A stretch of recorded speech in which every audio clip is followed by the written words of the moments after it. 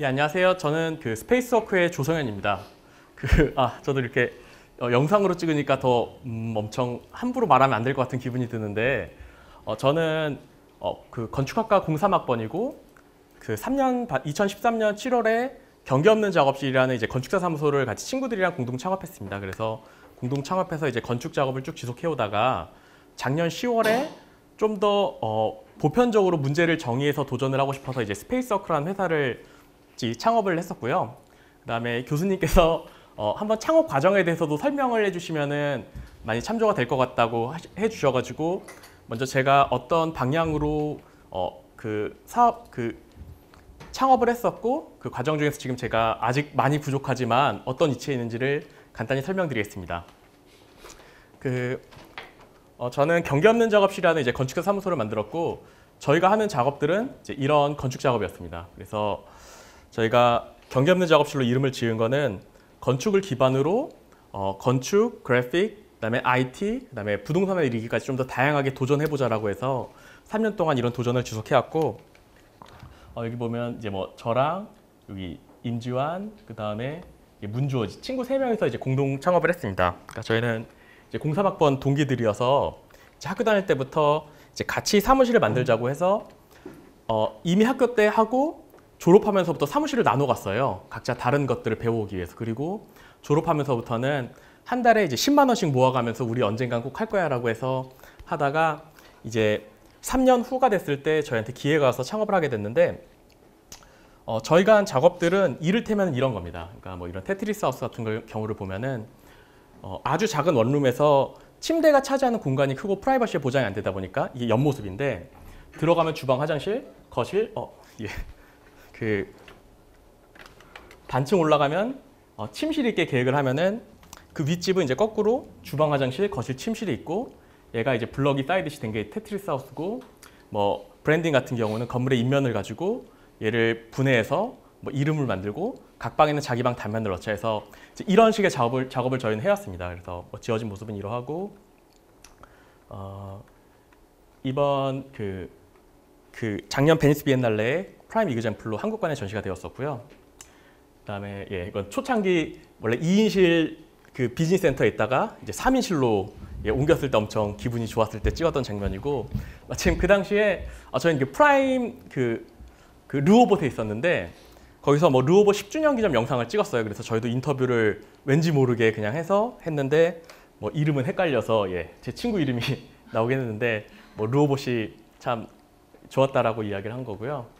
그다음에 뭐 저희 초창기 작업들을 보면은 아무래도 저희가 건축가인데 젊은 건축가다 보니까 큰 땅에 어떤 큰 건물을 하기보다는 굉장히 작은 땅에 작업들을 많이 했습니다. 그래서 이 작업 같은 경우에는 이제 40평 땅인데 40평 땅에 설계를 할 때 저희가 단지 뭐 이런 디자인이 있습니다라고 설명하기보다는 각 디자인별로는 도시에 어떤 영향을 주고 각각 그래서 결국 이제 운영할 때 캐시플로우는 어떻게 되는지를 같이 묶어서 설명을 했습니다. 그래서 그 결과 뭐 이 프로젝트 같은 경우는 이제 선택됐던 게 뭐 이런 아니고요. 보면은 이제 잘 모르실 수 있겠지만 지하 1층, 1층, 2층이 상가가 되고 이제 위는 이제 다가구 주택이 돼서 주택이 되는 건데 지어진 모습은 40평 땅에 지은 작은 집이지만 뭐 이런 식으로 집을 지었었고요.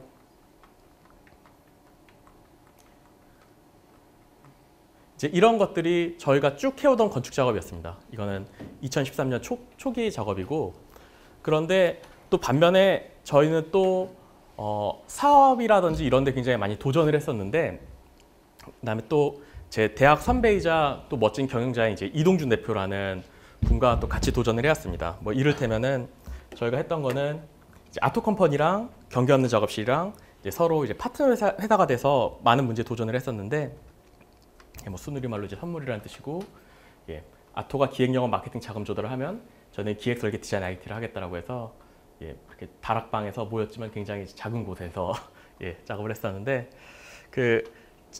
처음에 풀려고 했던 사회 문제는 주차장의 문제였어요. 그러니까 이동준 대표가 굉장히 멋있는 아이디어를 가지고 와서 제가 한번 같이 하자라고 해서 같이 하기로 결성이 됐었는데 거주자 우선 주차구역을 다 같이 쓸 수 있는 아이디어였습니다. 그래서 거주자 우선 주차구역이 서울에 이제 13만 개 있는데 잘못 쓰이고 있다고 생각을 했습니다. 이제 공유지인데 그러니까 실제로는 공공의 자산인데 이제 거주자 우선 주차를 필요에 의해서 만들었지만 정작 이제 낮 시간이라든지 비어 있는 시간에는 그걸 주차장으로 활용하지 못하고 또 소유자가 왔을 때는 또 불법 주차 때문에 잘 관리가 되지 않고 그 다음에 굉장히 싼 값에 정부가 주다 보니까 어떤 일이 있냐면은 가로수길 같은 데는 발레 파킹 업체가 거주자 우선 주차를 배정받은 사람한테 사요.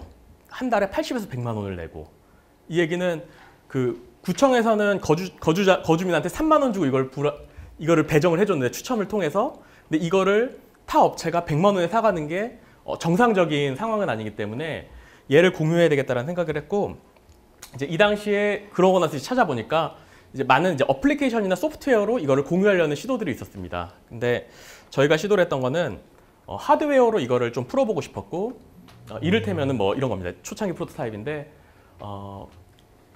어떤 이 거주자 우선 주차를 배정받은 사람이 내가 얼마를 떠나겠다라고 딱 그냥 조그 다이얼을 돌려서 시간을 입력을 하면은 카운트가 되고 이 동안은 이제 다른 사람도 주차를 하고 이제 요금을 낼 수가 있는 거고 그랬을 때 뭐 불법 주차라든지 이런 거는 이 폴이 자동으로 이제 감지를 해서 할 수 있게 해서 이 당시에는 그 BTL로 저희가 지어서 빌드해서 그다음에 지자체한테 주고 그다음에 10년 동안 운영권을 받는 모델을 해서 시도를 했었는데 예, 뭐 열심히 디자인도 하고 특허도 받고 이런저런 일을 했는데 저희가 동력이 떨어졌어요. 그러니까 저희가 너무 처음 해보다 보니까 그러니까 사실 지금 돌이켜서 생각해 보면은 여기 집중했으면 어땠을까 하는 생각이 드는데 생각보다 개발 비용도 늘고 시간도 많이 걸리는데 그 당시에는 좋은 기회라고 생각했던 지금은 좋은 기회가 아니었는데 기회들이 오기 시작하면서 다른 쪽으로 이제 넘어가 버렸습니다. 그러면서 이 프로젝트가 동력을 잃어버렸는데 그냥 뭐 여전히 동준이 형은 다시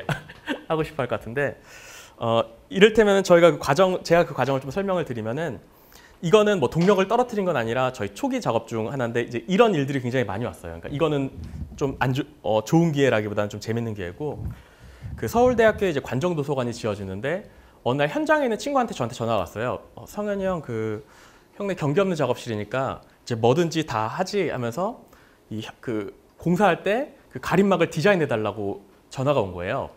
이게 서울에서 거의 제일 긴 건물 중 하나거든요. 근데 이제 학교에서는 이제 도서관이 차지하는 위치가 좋아가지고 이거를 이 기존 도서관이 이 건물을 띄우는데 어디서나 잘 보이는 거예요. 그래서 딱 이제 현장에 다시 가서 살펴보니까 이게 너무 위치가 좋아가지고 어떤 디자인을 해도 다 예쁠 거라고 생각을 했어요. 근데 그러면은 굳이 여기 어떤 디자인을 하는 게 의미가 있을까라고 해서 제가 그때 던졌던 아이디어는 여기 있는 거를 1m 바이 1m로 나누면 한 3,600칸이 나오는데 이거를 기업에 10만 원 주고 팔 수 있으면 3억 6천이 모이고 그 3억 6천을 가지고 하나의 도서관이 지어지는 동안 10개의 초등학교 도서관을 리모델링 해줄 수 있다면은 굉장히 재밌는 프로젝트를 만들어 볼 수 있겠다고 생각해서 제안을 했습니다. 그랬더니 대우건설 임원분께서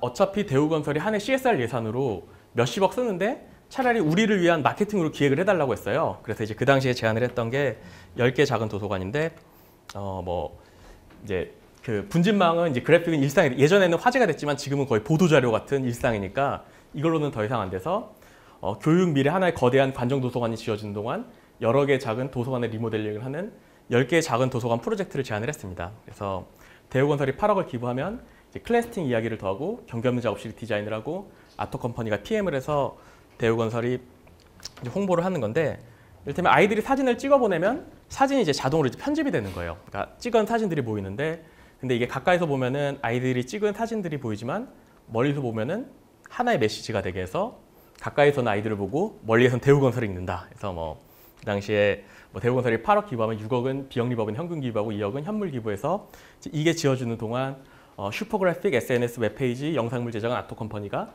설계 및 작업은 이제 경기 없는 작업실이 하겠다라고 해서 이제 제안서를 그때 만들었습니다. 뭐 클래스팅은 이렇게 아이들이랑 친한 훌륭한 기업이고 이제 각자 어떤 식으로 이제 기획을 하고 어떤 식으로 운영을 할지를 제안을 했고 이제 건축으로 얘기를 하면은 이게 사실 굉장히 짧은 시간 내에 지어져야 되는데 퀄리티 코스트 타임이 다 문제였어요. 그러니까 지방의 10개의 조그만 현장들을 어떻게 관리를 해서 좋은 걸 만들 수 있겠냐라고 해서 그 당시에 제안을 했던 거는 이제 모듈 베이스 디자인이었는데 아예 중앙에서 우리가 사용자의 행위를 통해서 도서관을 리모델링할 수 있는 모듈들을 만들고 현장에서는 조립만 하자라고 해서 그 당시 제안을 했었고 근데 결과적으로는 이게 안 됐어요. 쭉 가서 뭐 건설부분 전무님 좋다고 하시고 뭐 했었는데 한 임원분께서 반대를 하셔서 못했는데 그 당시 사실 더 밀어붙일 수도 있었는데 저희가 멈췄어요. 왜 그랬냐면은 이제 사무실이 점점 이제 성장하고 저희 이제 건축 일도 엄청 많아지고 하다 보니까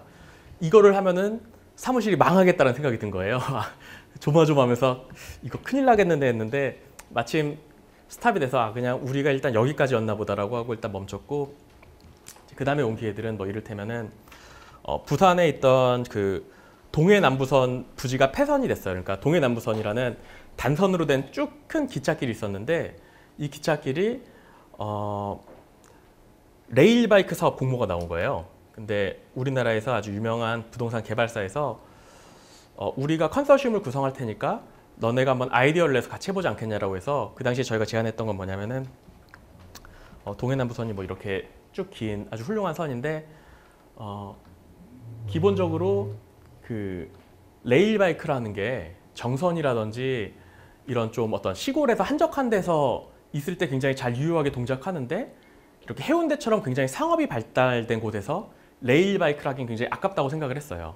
일단 두 가지인데 첫째는 어차피 왕복 레일바이크가 안 되기 때문에 한 번 사람들이 쭉 가면 다시 끌어오고 이제 일해야 되는 거였거든요. 일단 그래서 여기 과연 단선에 4.8km를 이런 식으로 일방향으로 운행하는 게 맞을까랑 그 다음에 해운대는 굉장히 도시적 특성이 다를 텐데 정선이랑은 그럼 여기 맞는 게 뭘까라고 해서 저희가 제안했던 거는 트램을 하자고 했습니다. 그러니까 트램 같은 경우에는 회피 구간을 두 군데 설치하면은 이제 왕복으로 계속 트램을 돌릴 수가 있고 그 결과적으로는 굉장히 싼값에 많은 사람들이 이용할 수도 있지만 그 중간중간에 거점을 만들면은 그곳에서 사람들이 이제 활동을 할 수 있을 거라고 제안을 했습니다. 그래서 그 당시에 이제 컨테이너랑 같이 융합해서 트램과 큰 컨테이너로 이런 제안들을 이제 했었고 또 뭐 여전히 역시 또 막 많이 좋아해서 진행을 하다가 또 뭐 아마 이제 저희의 문제는 아니었고 이제 컨소시엄의 문제로 컨소시엄이 또 깨지고 하면서 또 다시 될 것 같았는데 또 안 되는 이제 이런 일들이 있었습니다. 근데 이런 게 굉장히 많았어요. 그러니까 저희가 아무래도 이제 건축이랑 이런 개발 쪽에 있다 보니까 그리고 젊은 아이디어로 뭔가를 한다라는 느낌이 드니까 이제 지금 보면은 기회가 아니었는데 그 당시 이제 많은 기회들이 왔었고 그 중에 가장 절정을 찍었던 게 이 당시에 저희 이제 사무실이 커져서 이제 두 사무실이 이제 옮겨가는 과정이 있었고요. 그다음에 그 대구 공평동에 있었던 일입니다. 그러니까 대구 공평동에 이제 지금 이제 또 다른 사업으로 진행이 되고 있는데 여기 주차장 부지가 있었어요. 주차장 부지가 있는데 이게 너무 싼 값에 나온 거예요. 그러니까 너무 싼 값에 나와서 자금 여력이 없는 시행사가 이 땅을 매입을 하고 얘를 매입을 계약금을 걸고 이 당시 계획이 굉장히 잘게 쪼개서 다시 팔려고 했어요. 너무 싸가지고 땅이. 근데 그게 잘 생각보다 안 동작할 것 같다고 생각이 든 게 이 바깥쪽에 있는 땅은 잘 팔릴 것 같은데 이제 안쪽에 있는 땅은 안 팔릴 것 같은 거예요. 그렇다고 해서 이 전체를 개발할 수 있는 자금을 마련할 수는 없고 해서 이제 그 당시에 어떤 자산운용사에 얘기를 했고 이제 자산운용사가 저희랑 한번 매칭을 하면서 아이디어를 제안했었는데 이 계획은 심플한 게 여기 색깔이 잘 안 나오는데 그 땅이 있는데 개발을 할 자금이 없고 다 분할해서 팔기 어려우니까 저희가 제안을 한 거는 이 사각형 땅에서 가장 비싼 모서리를 비우는 거였어요. 이 땅은 팔지 않고 여기 주변에 있는 땅을 팔아서 최소한의 자금을 마련하고 이 자금을 기반으로 계속 펀드를 끌어다가 이 내부까지 개발은 아니었습니다. 그래서 이 당시에 뭐 이제 이런 제안을 해서 쭉 여러 가지 제안을 했었고 근데 이 제안의 핵심은 뭐 건축 계획이나 이런 것보다는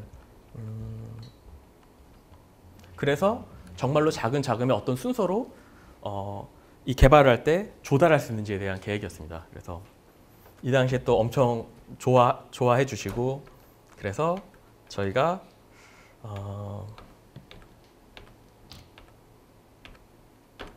계약을 했습니다.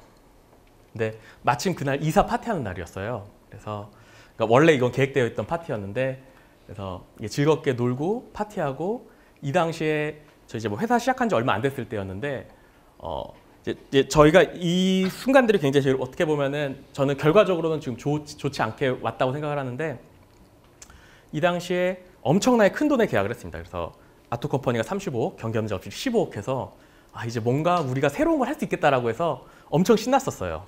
근데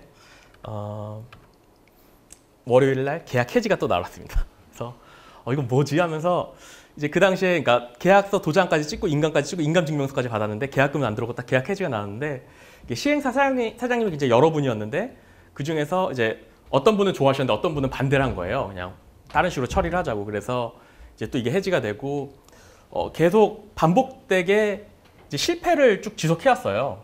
이제 그러던 도중에 하나 어떤 프로젝트가 있었냐면은 그 잠실 학당이란 프로젝트였는데 잠실 송파구의 삼전동에 이 건물을 가지신 분이 있었는데 이 건물의 위층이 엄청 많이 비어 있던 거예요. 계속 비어 있으니까 저희 아토컴퍼니 이동준 대표한테 나 이거 비어 있는데 혹시 아이디어 있냐라고 물어봐서 이제 그 당시는 저희한테 중요한 프로젝트는 처음에는 아니었는데 되게 작다고 생각을 했으니까 여기에 제안을 했어요. 그러니까 이거를 살리려면 어떻게 해야 되냐면은 지금 보니까 프리미엄 독서실을 해야 되겠다고.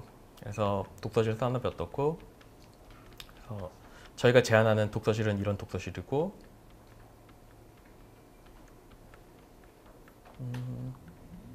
결과적으로 뭐 저희가 하는 거는 이런 조건입니다라고 제안을 해서 또 너무 좋다고. 근데 또 계약 해지가 됐어요. 정확히 말하면 계약 해지가 아니라 계약도 안 했어요. 어느 순간 독서실 너무 좋다고 하더니 내가 다른 독서실 업체를 알아봤는데 거기가 훨씬 싸다더라 하시는 거예요. 그래서 이거 도대체 이건 뭘까 하면서 동준이 형도 저희 경기 없는 작업실은 이제 또 저희 건축을 또 계속 하니까 저희 또 나름의 또 성장은 하고 있었는데 건축사 사무소로서 이제 아토컴퍼니가 이제 너무 동준이 형도 엄청 재능 있는 사람이 좀 힘들어지는 거예요. 그래서 그 당시에 내렸던 결정이 뭐였냐면은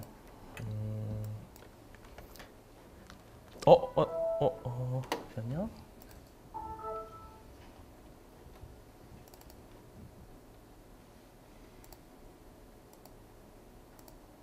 그 당시에 내렸던 결정이 독서실을 만들었어요. 어쩔 수 없이. 그러니까 온갖 친척 자금이며 뭐며 끌어다 쓸 수 있는 자금 모두 다 가용해서 그냥 우리가 하는 수밖에 없겠다라고 생각이 들어서 이제 그 당시에 결성됐던 이제 독서실 팀을 가지고 이제 저희가 독서실을 만들었는데 그 해외에 그러니까 도서관 같은 독서실을 만들고 싶었거든요. 그래서 해외에 있는 도서관 사진들을 보다 보니까 녹색 램프가 공통적으로 보여서 얘를 모티브 삼아서 이제 그린 램프 라이브라는 이제 브랜드를 만들었습니다. 그리고 1호점을 냈고, 그러니까 이제 이 당시 프리미엄 독서실 이제 토즈가 이제 먼저 시작됐고 저희가 이제 그 다음 이제 많은 업체들 중 하나 그린 램프 라이브러리에 뛰어들었는데 이 독서실의 특징은 뭐냐면은 굉장히 많은 좌석 타입이 있습니다. 그러니까 많은 좌석 타입이 있다는 거는 옆에서 옆이 가려져 있는 타입, 열린 타입, 그 다음에 반쯤 열리고 또는 벽에 숨고 이제 이런 좌석 타입들이 있는데 이제 학생들은 그날 원하는 좌석을 선택해서 들어갈 수가 있는 거예요. 근데 이거는 어떤 의미가 있냐면은 사업자 같은 경우에는 100좌석이 있으면 120좌석을 팔 수가 있는 겁니다.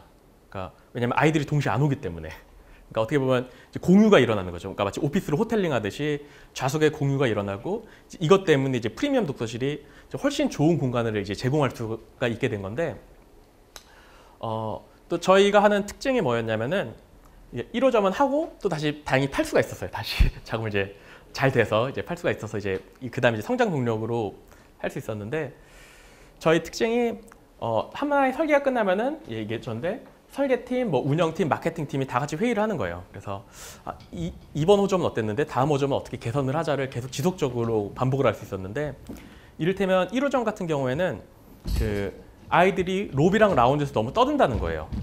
너무 떠들어서 도저히 안 되겠다고 이제 운영팀에서 복도폭을 70cm로 줄여달라고 했어요. 그러면은 아이들이 떠들 틈이 없어서 안 떠들 거라고.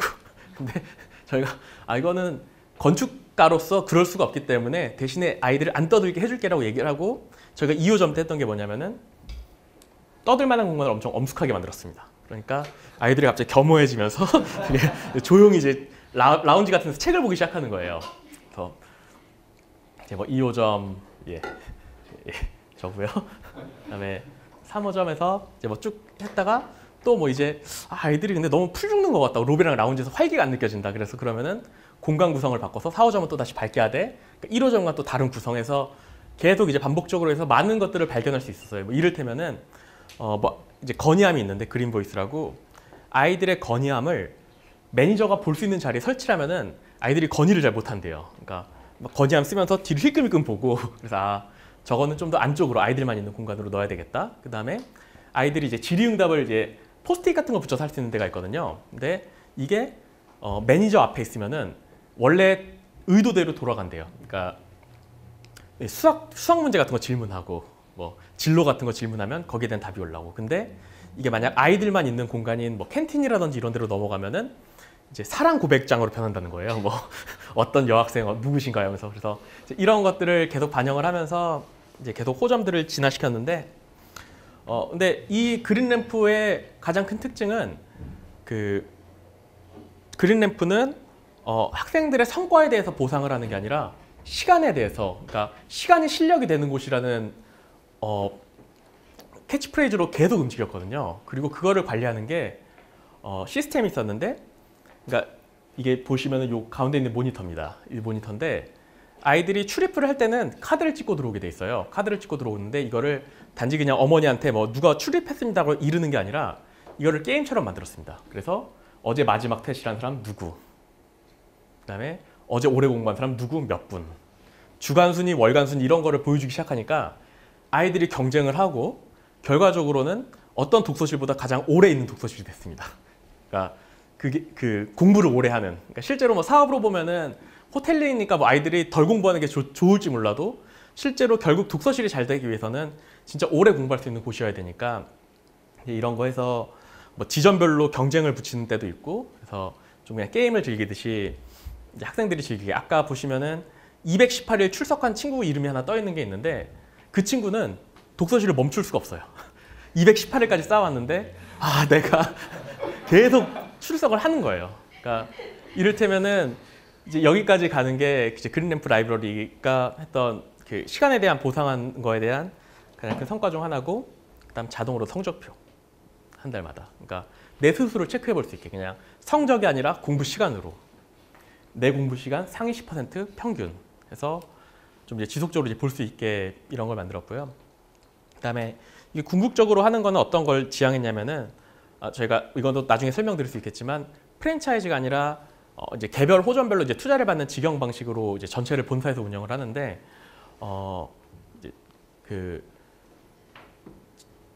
이게 데이터, 이제 아이들의 데이터들이 계속 쌓이고 있거든요. 그러니까 어떤 학생들이보단 학생이 어느 장소에서 어떻게 공부를 하고 이제 어떤 패턴들이 계속 쌓이는데, 이걸 했던 거는 저희가 우리 100호점 할 건데 200호점 할 건데 이거 자동화하지 않으면 안 되겠다 해서 첫 번째 학습 동기부여, 아까 보여드렸던 모니터, 그 다음에 학습 가이드라인, 성적표 같은 거 해서 보여드렸고, 못 나갔지만 지금도 데이터는 쌓이고 있습니다. 하고 싶었던 건 뭐냐면은 만약에 어느 순간 갑자기 특정한 좌석의 점유율이 떨어진다면은 혹시 본사에서 알아볼 수 있지 않을까? 그 좌석에 뭔가 문제가 생겼구나.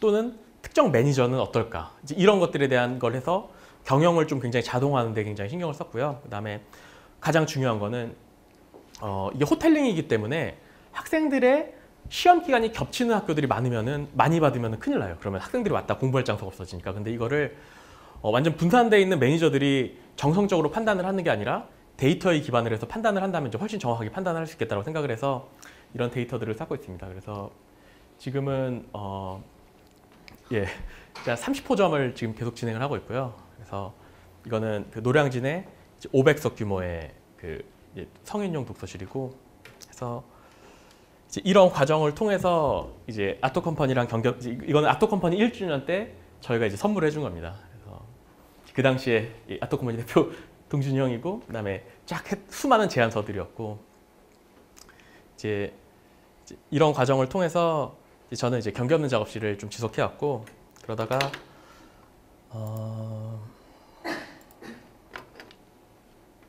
작년 10월에 스페이스 워크를 다시 재창업하였습니다. 그러니까 다시 창업한 거는 어떤 거냐면은 제가 느낀 거는 그 3년 동안 저희가 건축을 기반으로 굉장히 다양한 일들을 해오던 거를 알았고 나름의 성취를 했다고 생각했는데 3년이 지나고 나니까 알았어요. 이게 우리가 모든 걸 다 잘할 수는 없을 수 있겠다는 생각을 했습니다. 저도 그렇고. 그래서 이를테면 이제 3년 차 때 저희한테 오는 클라이언트 분들은 이제 건축적으로서는 이제 훨씬 좋은 건축가한테 맡기고 싶은 분들이 오셨어요. 그래서 이를테면 조소장 내가 어떤 선생님 만나고 왔는데 해서 하면 전 이제 실력을 인정받은 줄 알고 왜 오셨냐고 여쭤보면은 근데 모든 대답들이 다 똑같았어요. 젊어서. 그렇구나. 아직 실력보다는 그냥 젊은 가능성 같은 느낌들 때문에 오시는 거였고 이 얘기는 저희가 이대로 그냥 쭉 가면은 나이 들면 안 오시겠구나.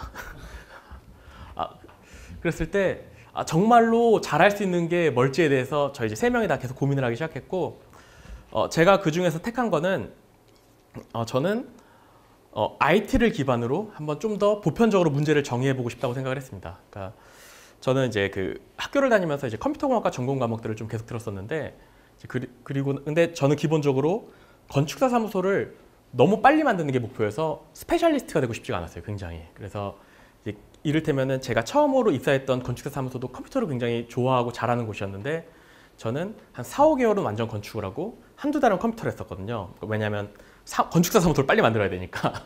그랬었는데 제가 결과적으로 이제 집중하기로 한 건 이제 IT를 베이스로 한 그 건축이었고 그래서 이제는 저희는 인류가 보유한 가장 한정된 자원인 토지를 효율적 효과적으로 계획 개발 운영하기 위한 인공지능 디벨로퍼에 도전을 하고 있습니다. 뭐 이를테면은 대한민국으로 보면은 대한민국에는 3,800만 개의 필지들이 있어요. 근데 이 필지들이 다 비슷해 보여도 완전 가능성들도 다르고 조합할 때마다 달라지고 모든 물리적 특성들이나 이런 게 다른데 이 방대한 이 가능성들을 어떻게 보면은 이제 기술적으로 통합을 하고 싶다고 생각을 했습니다. 이거는 기존부터 이제 연구해오던 이제 프로토타입들인데 제가 기존에 있던 사무실에서 그 기존에 있던 사무실 대표님이 저한테 이제 퇴사하기 전 2달 전에 말씀하셨어요. 그 성현아 혹시 너 마스터 플랜을 자동화해 볼 수 있냐고. 그래서 제가 그 당시에 딱 그 얘기를 듣고 해볼 수 있겠다라는 생각이 들었는데 이제 그 당시에 이제 유전 알고리즘을 써서 한번 프로토타입을 만들어 봤거든요. 지금 약간 화면이 잘 안 보이는데 이거를 조금 설명을 드리면은 그 이를테면 이제 새로운 건물이라 이제 새로운 그 녹지 공간을 제가 넣고 싶을 때 어떻게 해야 되는지 방법은 모를 때 어떻게 하는지 방법은 모르는데 결과를 만약에 점수로 매길 수 있다면은 얘를 보편적으로 풀 수 있는 알고리즘을 풀어줄 수 있습니다. 이를테면은 제가 임의로 그 녹지랑 건물이랑 가까울수록 점수가 높다. 건물과 건물이 짧아서 이동거리가 가까워질수록 점수가 높다. 이제 이런 식으로 점수를 매기고 나서 이제 그 점수를 매기는 툴을 그냥 넣어요. 그 다음에 이 새로운 건물이랑 새로운 녹지가 어디 위치할지를 랜덤으로 한 100개 정도를 그냥 만들어서 넣어보는 거예요. 프로그램에. 그러면은 1등부터 100등까지가 나올 겁니다.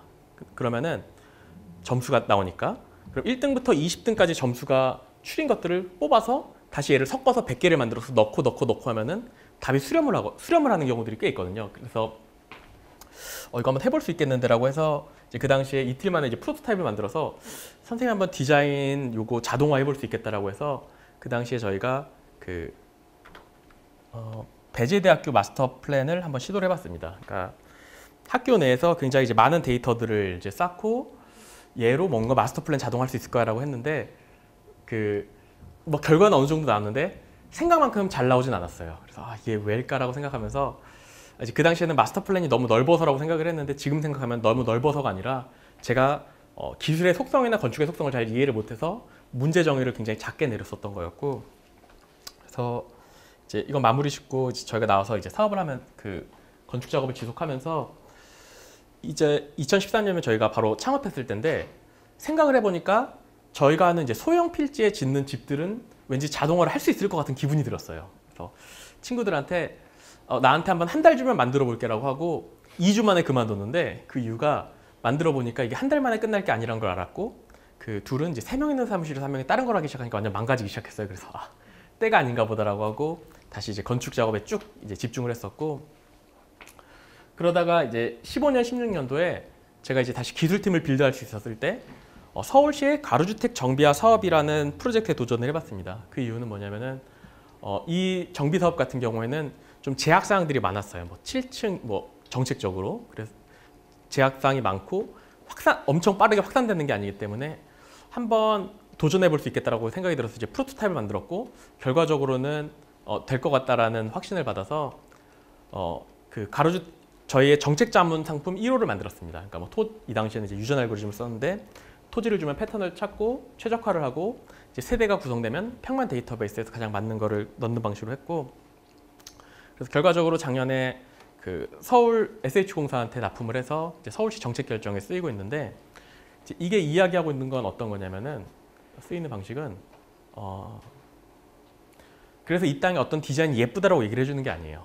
그러니까 우리나라는 특히 토지에 제한되는 이제 법규라든지 이런 상황들이 굉장히 복잡하기 때문에 실제로 계획을 해보기 전에 이 땅이 어떻게 될지를 추정을 하기가 쉽지가 않습니다. 그래서 근데 이거를 추정할 수 있어야지 이게 사업이 되는지 안 되는지 사업성 검토를 할 수가 있거든요. 근데 이게 얘기하는 거는 토지를 입력을 하면은 그 땅의 사업성이 나오는지 안 나오는지를 굉장히 빠른 속도로 지금 해줄 수 있는 겁니다. 저도 이제 SH공사 자문위원이었는데 이를테면 어떤 주민이 막 어떻게 하다 이제 사업을 해달라고 요청을 하면 조사를 하다가 건축한테 맡겨요. 맡기면은 그러니까 저희 사실 지어지는 게 아닌데 열심히 그려서 하면은 사업성이 안 나면 또 해달라고 하고 또 해달라고 하고 뭐 그러다가 또 주민 이탈하면 또 해야 되고, 이 과정이 굉장히 기계적인데 어떻게 보면은 반복돼서 이거를 하면은 굉장히 이제 많은 시간과 에너지를 세이브할 수 있겠다는 생각이 들어서 여기 도전을 했고, 그래서 굉장히 이제 많은 이 사업성 검토 툴 중에 이 프로세스 중에서 나머지들은 이제 어느 정도 자동화가 되는데 이 설계에 대한 부분이 안 됐던 거를 해결을 해서 이 작년에 납품을 해서 지금도 서울시에서 잘 쓰고 있습니다.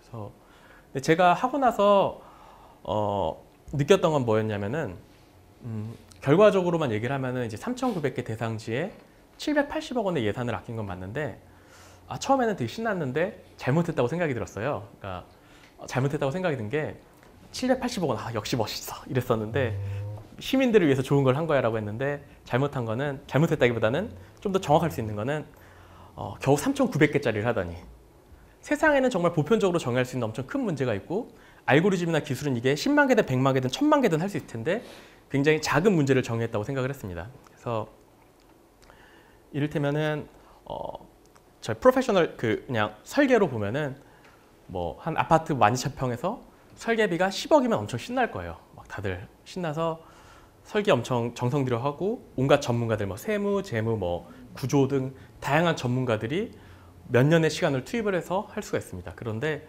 이게 규모가 작아지면은, 그러니까 이를테면은 10,000평이 아니라 1,000평이면은 설계비도 같이 줄어들 텐데 에너지까지 뭐 10분의 1이 되는 건 아니거든요. 그러니까 이 규모가 줄어든다고. 그러면 이제 점점 이제 타이트해지기 시작하고 문제가 작아질수록 점점 타이트해지는데, 실제로는 굉장히 많은 분들이 작은 예산으로 작은 건물들을 짓고 작은 설계를 할 텐데 여기에 대해서 전문가들이 해주기 어렵다라고 생각을 했어요. 뭐 이를테면은 저희한테 이메일이 와요. 이메일이 와서 잡지에서 봤는데 설계하고 싶다고. 그럼 저희가 정성껏 답변을 해드리면은 너무 고마웠고 하고 싶은데 예산이 안 맞는다고 말씀을 해주세요. 근데 그분도 잘못한 게 아니고 저희도 잘못한 게 아닌 게, 저희도 한번 투입을 하면은 1년 넘는 시간을 엄청 집중해서 굉장히 많은 것들을 하기 때문에 그 비용이 안 되면 할 수가 없고, 근데 그분도 굉장히 또 작은 걸 할 텐데 큰 비용을 낼 수 없기 때문에 못 하는 건데, 결국 그러면은 그분은 가장 정말 빠르게 대충 할 수밖에 없는 데를 찾아가야 되는 거고, 또 엄청 빨리 시공한 데를 찾아가야 되는 거고, 이 과정이 행복할까 하면 그것도 아닐 텐데, 근데 그렇다고 어떤 전문가들이 본인의 시간들을 엄청나게 태워가면서 기여하는 것도 굉장히 작고 힘들 텐데라고 생각이 들어서 좀 작고 복제 가능한 문제를 찾기 시작을 했고, 정말 궁극적으로 가면은 전체 집합만 크면은 굉장히 할 수 있겠다고 생각을 했습니다. 그래서 지금은 약간 좀 주제를 바꿨는데, 그래서 이 당시 여기까지 가야 되라고 해서 처음에 저희가 도전을 했던 게 인도네시아 농촌이었어요. 그래서 CTS에 처음에 인도네시아 농촌으로 했거든요. 인도네시아 농촌을 보면은 뭐 2억 3천의 인구 중에서 1억 2천만 명이 농촌에 거주하는데 그 중에서 7,100만 명이 하루에 2,000원, 2달러 이하 미만의 돈으로 살아가는데, 근데 이분들의 대부분이 자작농인 거예요. 그러니까 엄청 소득은 없는데 자작농이고, 그런데 이분들의 정말로, 근데 이분들도 굉장히 토지에 대한 문제가 많을 텐데 어떤 농작물을 지어야 되는 거고 어떤 세금 문제가 있을 거고, 이런 계획을 조금 더 잘하면 뭔가 할 수 있는 게 있을 텐데 너무 문제가 작아서 못하지만, 정말로 온갖 힘을 다해서 1%라도 상승시킬 수 있으면은 굉장히 많은 분들의 소득을 늘릴 수 있을 거라고 생각을 했습니다. 그래서 도시에 비해서 농촌에 들어오는 예산과 자원은 매우 한정적이니까, 그리고 이 한정된 자원을 가장 효율적으로 사용하기 위해서 이분들의 토지를 가장 극대화할 수 있는 마스터 플랜을 전문가들과 함께 잘 만들고 얘를 알고리즘으로 복제하겠다고 했습니다. 그래서 여기까지 가야 돼 하면서 갔는데 지금은 아직 그 실력까지는 안 돼서 약간 조금 문제를 조금 그것도 조금 이따 설명드리겠습니다. 조금 더 지금 현재 접근할 수 있는 문제로 약간 좀 전환을 했고요. 그래서 이제 제가 한국에서 하고 있는 거를 설명을 드리면은 토지 개발은 이제 지금 2018년을 기점으로 좀 변화가 되는데 지금도 변하고 있고 이 회색이 생산 가능 인구고 이 빨간색이 주택 가격 지수입니다. 그러니까 그 전 세계의 모든 사실 주택 가격 지수, 그러니까 저희가 부동산이 계속 상승한다라고 얘기를 하는 거는 대부분 생산 가능 인구랑 비례해서 같이 따라갑니다. 근데 18년을 기점으로 이제 인구 상승이 이제 꺾이는 부분이 하나 생기고, 이것 때문에 그 기존의 대한민국의 부동산 개발 또는 이런 어떤 주택 공급 같은 거는 단기 자본 차익을 얻었어요. 지어서 짓고 팔고. 왜냐하면 이래야지 이 그래프를 따라갈 수 있기 때문에. 근데 이제는 운영하는 문제가 되는 건데, 이 오퍼레이팅에 대한 문제는 훨씬 기존 모델보다 복잡합니다. 왜냐하면 그 기존 모델 같은 경우에는 단지 지금 시점에 얼마인지만 알면 돼요.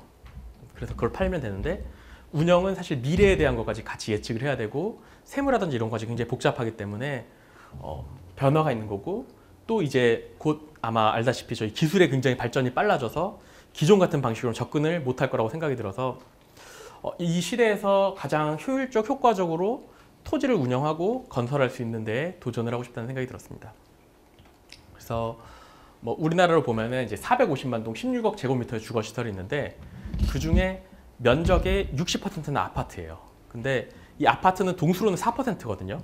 그 이야기는 나머지 40%의 면적은 96%의 동수가 차지하는 거고, 이 개별 문제 크기 차이로 인해서 큰 문제는 온갖 전문가들이 다 하고 싶은 거고, 작은 문제는 춘추전국시대라고 입니다. 실제로 보면은.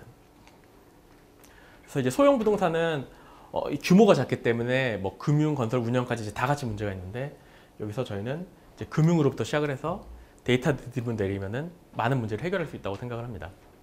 그러면은 왜 건축 설계랑 금융이랑 관련이 있냐라고 궁금해하시면은, 이거는 어떤 게 있냐면은 그 저희 경기업무 작업실이 3년 동안 이제 20개의 신축 설계랑 20개의 인테리어랑 10개의 구획 프로젝트를 했었는데, 20개의 신축 설계를 하기 위해서 300개의 규모 검토라고 불리는 걸 했어요. 그러니까 기획 설계를 했는데, 이게 의미하는 거는 사실 어떤 디자인을 얘기하기보다는 그 앞단에 여기 어떻게 이 땅을 활용할까에 대한 문제였거든요. 뭐 이를테면은 뭐 이 땅이 있는데 뭐 2번 땅과 1번 땅이 다 가격이 다르고 이제 어떤데 이걸 그냥 사는 게 맞냐? 그러니까 사서 같이 공동으로 개발하는 게 맞냐? 또는 하면 어떤 걸 사야 되냐라고 물어보면은 그냥 느낌으로 보면 또는 데이터로 봐서 알 수가 없거든요. 그러니까 이거를 아는 방법은 각각 땅에 설계를 해보니까 정작 앞에 땅을 사면은 뭐 주차 반경이라든지 이런 게 안 나서 건물이 끊어지는데, 뒤에 땅은 뒤가 주차장이 되고 값이 싸기 때문에 결과적으로는 이쪽이 추가 비용 대비 수익률이 높다라고 이야기를 해줄 수가 있어요. 그러면 뒤에 땅이구나 하면은 얼마 전에 말씀하시더라고요.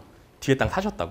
그래서 더 좋은 건물 지을 수 있겠다고. 근데 이런 것들에 대한 문제가 굉장히 작은 부동산에도 많은데, 이건 사실 작은 부동산으로 치면은 이 문제를 전문가들이 해줄 수가 없어요. 세무라든지 회계라든지 온갖 거에 대해서. 이를테면은 그 우리나라 부동산으로 보면은 개발하는 뭐 자산운용사라든지 이런 데서는 다루는 최소 금액이 500억, 평균 2, 3천억 되는 자산을 다루거든요. 근데 이런 분들이 아주 작은 집들까지 할 수 없기 때문에 여기에 대한 문제도 보편적으로 정의를 하면은 굉장히 많은 걸 풀 수 있겠다고 생각을 하고, 뭐 SH공사가 이제 저 자문위원이니까 뭐 주택단지 경기 확장 사업 자문을 하면은 뭐 상가가 뭐 이런 디자인이 있습니다라고 설명해 주기보다는 저는 각 디자인별로는 회수 기간이 어떻게 되고, 그 다음에 임대주택 비율은 어떻게 조정을 해야지 정책 자금을 잘 활용할 수가 있고, 그 다음에 현재 주변에 너무 낮은 30%도 안 되는 임대료를 60%까지 맞추면은 주민 부대시설을 더 많이 확충해서 주변 사람들과 나눌 수 있다라고 조언을 해줄 수 있는데, 이것도 저도 한 번 해주고 한다는 게 처음에는 그냥 재미있어서 한번 해보는데, 그 다음에는 너무 작기 때문에, 그러니까 뭐 특별히 수수료가 크게 들어오는 것도 아니고 작기 때문에 안 하게 되거든요. 그래서 모든 이런 개발이라든지 문제에 대해서는 보편적인 문제가 있을 거고 얘를 잘 정의할 수 있어야 된다고 생각을 했습니다. 그래서 저는 이제 기획 설계를 바탕으로, 그러니까 이 토지가 어떻게 지어질 때를 좋은지를 통해서 밸류에이션을 하는데 이게 땅이 하나 있을 때도 달라지는데 연계도 달라져요. 그러니까 뭐 한 땅이 옆에 땅을 합필할 경우 또는 건축 협정을 할 경우 맞벽을 할 때마다 가치들이 다 달라지는데 이런 것들 전체 필지는 3,800만 개고 그중에 대지가 700만 개인데 그 조합까지 사람들이 다 할 수 없을 텐데 가장 효율적으로 쓰는 방법을 이거를 알고리즘을 통해서 해야 되겠다라고 생각을 했습니다. 그래서 저는 뭐 금융으로 보면 이제 기회평가에 가까운 거고 기존의 감정평가, 위험평가면은 이제 그래서 이 토지를 어떻게 활용할지 어떤 식으로 이 어느 장소에 뭐 물류창고를 지을지 아니면은 자율주행차 가면 전기 충전소를 지을지에 대한 모든 문제들이 다 복합되어 있다고 생각을 합니다. 그래서 이거는 뭐 작년에 만들었던 초창기 모델인데 이제 GIS랑 연동해서 건축적으로 만약에 재무적으로 그 조건이 동일하다면은 건축적으로 이제 어떤 게 굿에셋이고 이제 배드에셋인지를 한번 시험을 한번 해본 거였고요.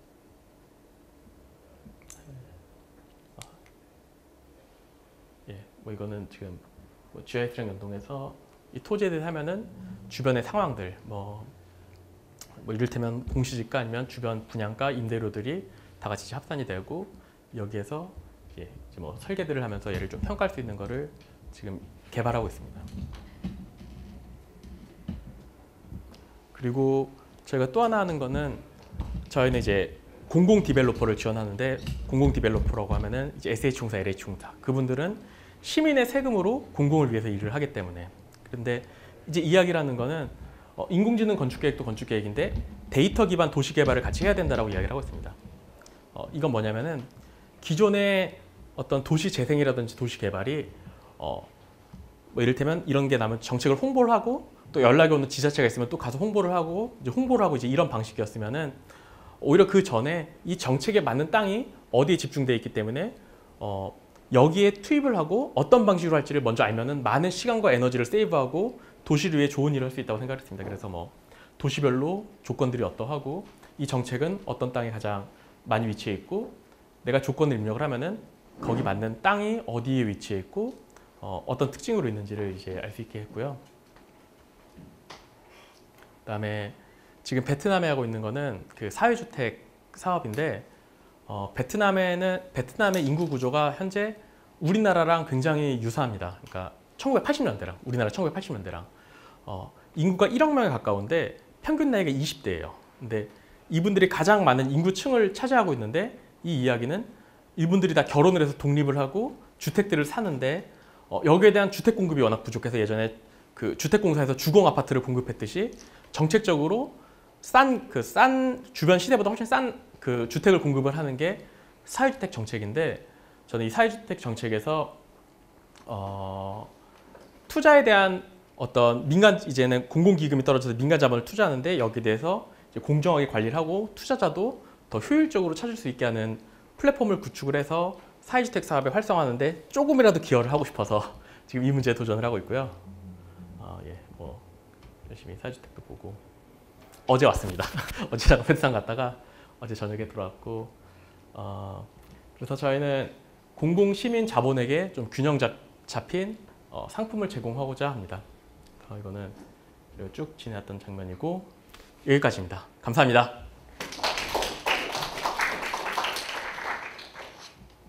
경영학부 김동환입니다. 제가 궁금한 거는 그 법 관련해서 약간 궁금해서 여쭤보려 하는데요.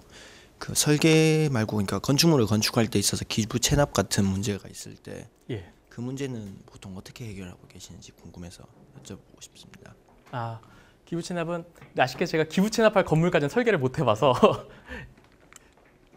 근데 그냥 보통 저희 할 때 그냥 법에 맞춰서 가장 보통 사업적으로는 이제 사업에 유리한 쪽으로 하려고 하는데 저희 법이라든지 제도가 최대한 공공한테 유익하는 쪽을 강제하기 때문에 균형점에서 합니다. 아마 정확하진 않을 것 같습니다. 저도 그 정도 건물까지는 설계를 못 해봐서. 네, 경영학부 이재명입니다. 제가 두 가지 좀 그 궁금증들이 있었는데 이제 발표를 들으면서 굉장히 많은 그런 이제 실패라고 할 수 있는 이제 그런 과정들을 좀 험난한 과정들을 겪으셨는데 다른 사람들 같은 경우는 이제 쉽게 포기할 수도 있는 그런 시간들이었을 텐데 이제 그 가운데서 다시 일어설 수 있게 해줬던 그런 원동력이나 그런 가치관들 그런 것 신념이나 그런 것들이 있었는지 그리고 그것이 무엇이었는지 첫 번째는 궁금했고 두 번째 같은 경우는 사실 이제 대학교 동기들이랑 같이 이제 창업을 시작을 하셨잖아요. 근데 이제 다른 제가 창업 강연들을 들었을 때 이제 친구들이랑 같이 창업을 할 때가 사실 어떻게 보면 우정을 파괴할 수도 있는 이제 그런 리스크가 있다라고 하셨는데 이제 실제 팀을 운영하시면서 이제 그런 관계들 이제 사업 공과 사를 분명히 구분을 하셨을 텐데 이제 그런 부분에 있어서는 좀 어떻게 좀 관리를 하셨는지 어떻게 메인테인을 하셨는지가 좀 궁금했습니다. 일단 첫 번째 질문부터 답을 드리면은 근데 사실 조금 더 실패를 많이 모아놓긴 했는데 또 작은 성취들은 또 계속 있었던 것 같아요. 그래서 이제 그런 것들을 발판으로 계속 나가긴 했지만 결국 하고 싶은 게 정말 뚜렷하고 이제 그 사람들이 모여 있으면은 이게 지금 요게 저를 흔들지 못한다고 생각을 하는 것 같습니다. 저희를. 그래서 일단 좀 그 부분은 그럴 것 같다는 생각을 했고 두 번째 부분은 일단 저희가 친한 친구기도 했지만 좋은 동료기도 했습니다. 그래서 각자 영역들이 좀 명확해가지고 같이 좀 합쳐질 수 있는 부분이 있었고 근데 이번에 제가 다시 재창업하면서부터는 친구들이랑 같이 못했어요. 그러니까 여전히 지금 엄청 친한 친구고 자주 만나고 오늘 아침에도 잠깐 만나긴 했지만 그 이유가 이제 저희가 처음에 목표로 했던 거는 건축사 사무소를 빨리 만드는 거였거든요. 그러니까 특히 저희 나이 때 건축사 사무소가 없었기 때문에 거의 아예 그래서 근데 이 목표를 달성하고 나니까 그럼 이제 우리는 어떤 건축사 사무소지에 대한 고민을 엄청 했어요. 그래서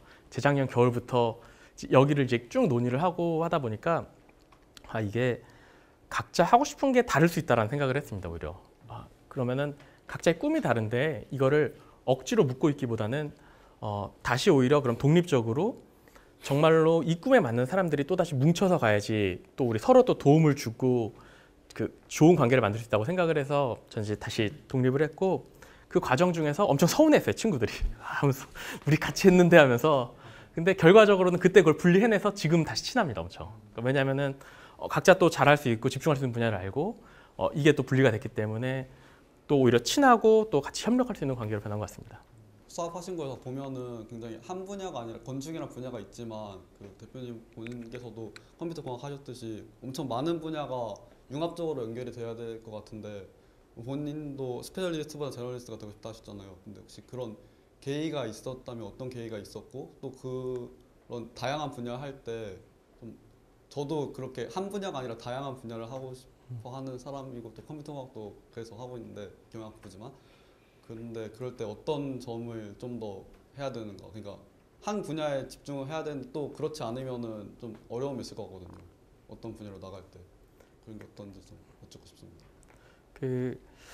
아마 저도 아직 너무 갈 길이 멀어서 그래서 이제 섣부를 것 같긴 한데 목적 지향적인 게 전 굉장히 좀 중요하다고 생각을 하는 것 같습니다. 그러니까 내가 가진 것들을 모아서 이걸로 뭘 해야 되겠지보다는 나는 이게 하고 싶으니까 이제 그쪽으로 좀 정렬시켜야 되는 것 같은데 제가 조금 설명을 드리면은 그리고 또 하나는 분명히 한 분야 한 분야는 또는 이거 묶은 것도 나보다 더 잘할 수 있는 사람이 있을 것 같다라는 생각들을 계속 가지고 있는 게 중요한 것 같은데 저는 실제로 지금 제가 하는 걸 보면은 여러 군데 얽혀 있는데 건축과를 나왔고 이제 컴공도 하고 실제로는 또 학교에 있을 때는 부동산 학회에 들어갔어요. 그러니까 이 돌아가는 구조가 굉장히 알고 싶어가지고 그래서 이제 따로따로 간 것들이 이제 갑자기 이제 모여서 그냥 이제 다시 제가 지금 하고 있는 사업에 돼가고 있는데 제가 아는 거는 적어도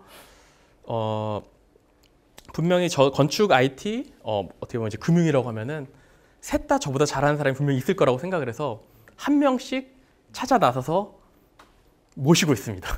그래서 이를테면은 얼마 전에 이제 건축이랑 IT랑 연결할 수 있는 정말로 이제 실력 있는 분이 저희 팀에 이제 들어오게 됐고, 근데 그 친구 같은 경우 이제 저랑 나이는 이제 동갑인데 제가 봤을 때 저는 또 굉장히 다양하게 했는데 그 친구는 이제 하나의 분야에서 정말 계속 깊이 들어가서 분명히 같은 에너지랑 노력이었다면은 이 친구가 훨씬 잘할 테니까 더 들어와서 하겠구나. 근데 어차피 이제 우리가 하는 거는 목표가 동일하면은 오히려 실력 있는 사람이 들어서 제가 더 작아질 수 있으면 그것도 더 좋은 거라서 좀 이제 그런 식으로 좀 열려서 움직이는 것 같고, 종합은 저도 제 특성상 약간 좀 굉장히 퍼져 있는데 오히려 이거는 좀 저도 약간 말이 너무 끌긴 하는데 그냥 저도 너무 짧은 인생 동안 아주 파편적인 경험이 있지만 제가 안 거는 전 계속 이게 퍼뜨리고 싶어하는 성향이 있었던 것 같아요. 이제 회사를 하면서도 경기업 작업실 하면서 더 심했었는데 막 건축, IT, 부동산, 뭐 설계, 인테리어 막까지 쫙 퍼졌는데 이게 그나마 여기까지 올 수 있었던 거는 건축으로 한번 깊이 내려와서 올 수 있었다고 생각을 합니다. 그래서 근데 또 쭉 퍼지고 있었는데 제가 다시 재창업을 하면서 제가 제일 무서웠던 건 뭐냐면은 이게 다양한 거면서 엄청 재밌는데 내가 저 하나만 가지고 가면은 엄청 움츠러들지 않을까라고 생각을 했거든요. 근데 결과적으로는 한번 모아서 다시 내려왔고 근데 여기서 이제 또 퍼지는데 이 과정들을 계속 아마 있을 거라고 생각을 합니다. 그러니까 퍼뜨렸다가 다시 집중해서 내려가고 근데 이거를 아마 제가 모르고 계속 퍼지기만 했었으면 아마 건축도 전공을 안 해서 건축 사무소도 못 만들었을 거고 이제 한번 사무소를 해서 또 여기까지 올 수 있는 건데 이 경험들을 못 얻었을 거라고 생각을 하는 것 같습니다. 근데 20대는 좀 더 다 여러 군데 하는 게 좋은 것 같습니다.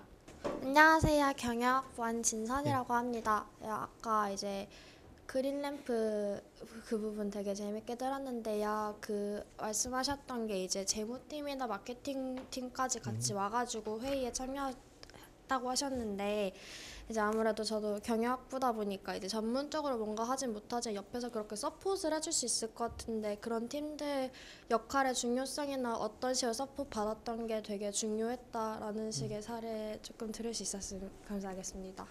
예, 좀 쉽지 않은 것 같지만 일단 기본적으로 저 회사를 조금 설명을 드리면은 아토컴퍼니 사업입니다. 그러니까 이동준 대표의 아토컴퍼니 사업이고 경기하는 작업실은 이제 그 파트너 회사, 그러니까 실제 주주관계였던 파트너 회사로 그 경영과 동시에 주로 이제 설계랑 이제 브랜딩을 이제 주로 해서 들어갔던 거였고요.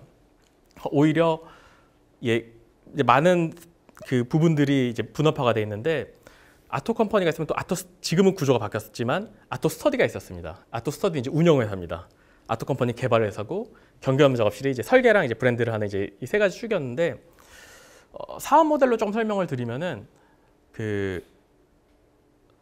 일단 저희는 전체를 다 직영으로 해야 되겠다고 생각을 했어요. 그 이유는 프랜차이즈가 되는 순간 굉장히 저희가 꿈꾸던 독서실까지 못 갈 거라고 생각을 했거든요. 그래서 만든 게 저희 이제 개인 투자자라고 부르는데 개별 지점에 대한 투자자가 있습니다. 그래서 그 투자자가 아토 컴퍼니한테 독서실을 개발해달라고 이렇게 맡겨요. 맡기면은 아토 컴퍼니가 이제 그걸 계약을 해서 이제 설계랑 브랜드나 이제 시공 같은 건 이제 경기업 작업실한테 맡기고 그걸 개발을 해서 다시 줍니다. 투자자한테. 그러면은 그 투자자는 아토 스터디한테 전대 계약을 하거든요. 그러니까 운영 계약을. 그래서 이제 발생하는 매출을 기준으로 이제 아토 스터디랑 이제 그 투자자가 이제 나눠서 갖는 구조인데 이게 의미하는 건 뭐냐면은 프랜차이즈 같은 경우는 일반적으로 이제 처음 시작을 할 때 많은 돈을 가져갑니다. 그러니까 가입비라는 명목 하에서 시공비가 굉장히 높게 책정이 돼서 거기 가져가는데 이 방식은 처음에 투입 비용이 낮습니다. 낮고 그다음에 운영이 잘 되면은 같이 이득을 볼 수 있는 구조가 돼가지고 이를테면 이제 프랜차이즈는 이제 옆에 막 지점들이 생기는데 저희 같이 이제 운영 모델로 같이 돌릴 경우에는 옆에 생기면 저희들도 손해가 나거든요. 그래서 그렇게 못 돌리고 좀 이제 서로 점주랑 이익 구조를 맞춰가지고 가는 구조로 이제 돌아가는 거고 그래서 아마 이제 사업 구도를 좀 설명드리면 팀의 역할들이 보일 것 같아서 그래서 팀으로 보면은 크게는 더 세분화돼 있지만 개발팀, 운영팀, 설계팀이 되는 것 같습니다. 그래서 개발팀은 상권 분석하고 그리고 뭐 그밖에 이 투자자랑과의 구조 같은 거를 이제 만들고 이제 설계랑 이제 브랜딩 팀은 여기 맞는 계획과 그다음에 이제 시공을 컨트롤하고 그다음에 이제 운영팀은 이제 직접 학생들을 만나가고 이제 어떤 요구 조건이 있는지를 계속 보여주고 이제 이런 일로 진행을 합니다. 아마 정확한 설명인지 모르겠는데 생명과학과 주장원입니다. 예. 아까 발표하실 때는 이제 실패하신 사례들을 많이 말씀해 주셨는데 원동력이 되셨다고 하신 그런 성공하신 사례들에 대해서도 궁금합니다. 예. 성공한 사례는 저희 건축 작업들 이를테면 아까 초반에 보여줬던 이제 몇 개 작업들이 사실 20개가 있는 거고 그걸 통해서 점점 더 좋은 건축 작업들을 했던 것들 그다음에 그린램프 라이브러리도 이제 한 1년 반, 1년 사이에 이제 또 이제 돼가지고 계속 이제 성공한 것들 그리고 그다음에 전혀 없던 거에서 그 설계 자동화 프로그램에서 납품하고 이제 이런 것들이 또 저희를 좀 지탱해 온 것 같습니다. 안녕하세요. 경영학과 남호승이고요. 이제 강연 이제 잘 들었습니다. 제가 드리고 싶은 질문은 평소부터 궁금했던 건데요. 인공지능을 통해서 이제 적합한 건설 부지를 찾고 이런 일들을 하고 계신 거잖아요. 예. 근데 그러면 혹시 인공지능을 이용해서 이제 스페인 같은 경우는 가우디 건축물이 몇백 년 동안 유산으로 남아 있잖아요. 인공지능을 통해서 그런 건축물을 짓는 것도 가능할까요? 의견이 궁금합니다. 먼 훗날에는 가능할지도 모르겠다고 생각을 하는데 저는 그 조금 다른 성격의 문제라고 생각을 하는 것 같습니다. 그러니까 저도 저도 바르셀로나 가서 가우디 건축도 좋아하고 저는 워낙 건축을 좋아했어서 그런데 그 정말로 이 창의적이라고 하면 뭐하지만 어떤 개인의 주관에 의해서 이게 가장 좋다라고 제안하는 순간들이 있는 것 같아요. 저희도 마찬가지고, 그러니까 저희 뭐 너무 비교하긴 그렇지만 저희 설계 프로세스를 봐도 처음에는 보편적인 걸로 시작을 합니다. 그래서 보편적으로 이 땅에는 어떻게 지어질 거야를 간 다음에 결국 그 다음부터는 이제 저희가 개인적인 관점들을 녹여서 얘에 대해서 정말 맞는 답이라고 믿는 거를 향해서 밀고 나가거든요. 근데 이제 인공지능도 아마 믿는 게 있을지도 모르겠지만 거기까지 만들 수도 있겠지만 근데 제가 생각하는 사실 인공지능은 좀 더 그 전에 보편적인 문제에 대해서 좀 빨리 이 에너지를 다 세이브를 하고 사실은 많은 사람들이 다 비슷한 답을 도출할 테니까 여기 있는 걸 세이브를 하고 그다음에 건축가들은 더 창의적인 부분에 더 집중을 해서 오히려 이 전체 건축이 이 앞단에 있는 어떤 금융도 이렇게 굉장히 균형 있게 맞추고 모든 시간이 또 창의적인 게 쓰이니까 정말 더 좋은 답을 찾길 바라는 것 같습니다. 감사합니다. 더 이상 질문 없으시죠? 그러면은 오늘 또 이렇게 귀한 강의 해주신 우리 조 대표님께